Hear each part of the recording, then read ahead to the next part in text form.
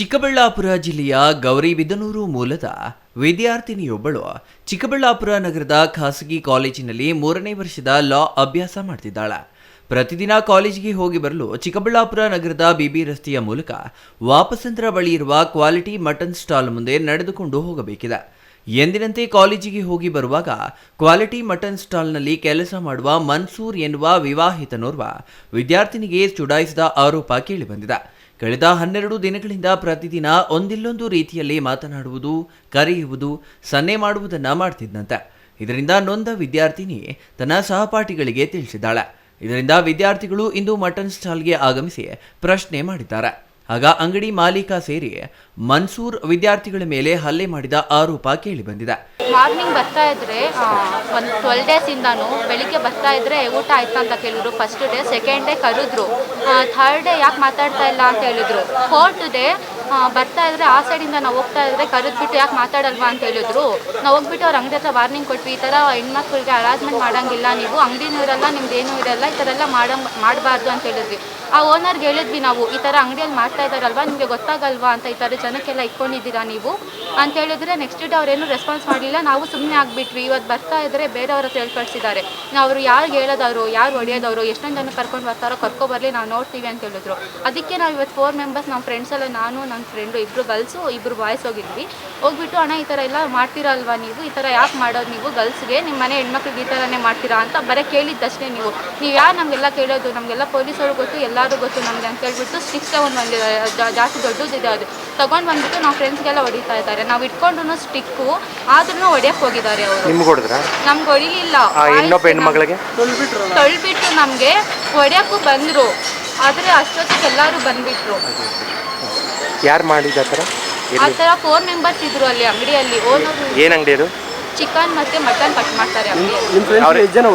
ನಾವು ಫ್ರೆಂಡ್ಸ್ಗೆ 4 ಮೆಂಬರ್ಸ್. ಸ್ಟಿಕ್ಕಲ್ಲಿ ದೊಡ್ಡದು ಕಡ್ಗೆ ಇದೆ. ನೀವೇ ಅವರು ಹೊಡಿದಂತ ಹೇಳ್ತಿದ್ದಾರೆ ಸರ್. ಅವರು ಕಡ್ಗೆ ತಗೊಂಡು ಹೊಡೆದಿದ್ದಾರೆ. ಅದೇ ನಾವು ಕೈಯಲ್ಲಿ ಯಾಕೆ ಹೊಡಿತಾ ಇದ್ದೀರಾ ಅಂತ ಹೋಗಿದ್ದೀವಿ. ನಾವೇನಲ್ಲಿ ಹೊಡೆಯೋಕೆ ಪ್ರೂಫ್ ಎಲ್ಲ CC ಕ್ಯಾಮ್ರಾ ಇದೆ, ಓಪನ್ ಮಾಡಿಸ್ರಿ. ಯಾಕೆ ಓಪನ್ ಮಾಡಿಸ್ತಾ ಇಲ್ಲ? ಮತ್ತೆ ಓಪನ್ ಮಾಡಿಸ್ಬೋದಲ್ವಾ, ಫುಟೇಜ್ ಇರುತ್ತಲ್ವಾ ಅದರಲ್ಲಿ.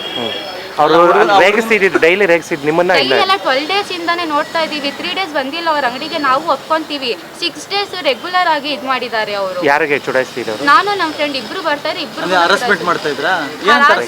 ಏನಿಲ್ಲ, ಚುಡಾಯಿಸೋದು. ಊಟ ತಿಂದ್ರ, ಯಾಕೆ ಮಾತಾಡ್ತಾ ಇಲ್ಲ, ಮಾತಾಡಿ ಮತ್ತೆ ಸಲಾಮ್ ಮಾಡೋದು, ಯಾಕೆ ಆ ಸೈಡಿಂದ ಹೋಗ್ತಾ ಇದ್ದೀರಾ, ನೋಡಲ್ವಾ, ಈ ತರ. ನಮ್ಮ ಪೇರೆಂಟ್ಸ್ಗೆ ಇನ್ಫಾರ್ಮ್ ನೆನೆ ಮಾಡಿದ್ವಿ, ಅಷ್ಟರಲ್ಲಿ ಇಷ್ಟ ಆಗ್ಬಿಡ್ತು. ಅವರು ಬರ್ತಾ ಇದ್ದಾರೆ. ಬೇರೆ ರೀತಿ ಏನು ಮಾಡಿಲ್ಲ. ಮಟನ್ ಸ್ಟಾಲ್ ಸಿಬ್ಬಂದಿ ಹಾಗೂ ವಿದ್ಯಾರ್ಥಿಗಳ ಮಧ್ಯೆ ಗಲಾಟೆ ಆಗುತ್ತಿರುವುದನ್ನು ಅರಿತ ಚಿಕ್ಕಬಳ್ಳಾಪುರ ನಗರ ಠಾಣಾ ಪೊಲೀಸರು ಸ್ಥಳಕ್ಕೆ ಆಗಮಿಸಿ ಆರೋಪಿತ ಮನ್ಸೂರ್ನನ್ನ ವಶಕ್ಕೆ ಪಡೆದು ವಿಚಾರಣೆ ನಡೆಸಿದ್ದಾರೆ. ಆದರೆ ಈತ ಮಟನ್ ಅಂಗಡಿ ಮಾಲೀಕರ ಕಡೆಯವರು ಹೇಳೋದೇ ಬೇರೆ. ತಮ್ಮ ಸಿಬ್ಬಂದಿ ತಪ್ಪು ಮಾಡಿದ್ರೆ ಕ್ರಮ ಕೈಗೊಳ್ಳಲಿ, ಏಕಾಏಕಿ ಅಂಗಡಿಗೆ ನುಗ್ಗಿ ವಿದ್ಯಾರ್ಥಿಗಳು ಗಲಾಟೆ ಮಾಡಿದ್ರು ಎಂದು ಸಮಜಾಯಿಷಿ ನೀಡಲು ಮುಂದಾದ್ರು.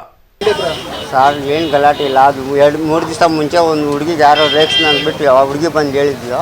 ನಾವೇನಂದ್ರೆ, ನೋಡಮ್ಮ ನಮ್ಮ ಅಂಗಡಿ ಹತ್ರ ಗಲಾಟೆ ಬಿದ್ದಾಳ, ನಿಮ್ಗೆ ಬೇಕಾಗಿ ಕರ್ಕೊಂಡೋಗಿ ನೀನೆಲ್ಲ ಚಪ್ಪಲ ಬಿಡಿ, ಏನೋ ತಪ್ಪಿದ್ರೆ ಚಪ್ಪಲ ಬಿಡಿ, ನಮ್ಮ ಅಂಗಡಿ ಹತ್ರ ಬರಬೇಡ ಅಂತ ಹೇಳಿ ಕಳ್ಸಿದ್ದೀವಿ.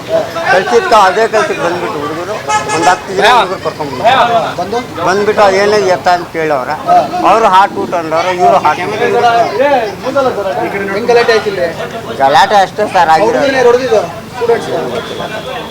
ಯಾರು ಕೆಲಸ ಮಾಡ್ತಿದ್ರು ಹುಡುಗ? ಅವನಿಲ್ಲ, ಅವನು ಹೋಗ್ಬಿಟ್ಟು ಮನ್ಸೂರು ಇಲ್ಲೇ ಇದ್ದ.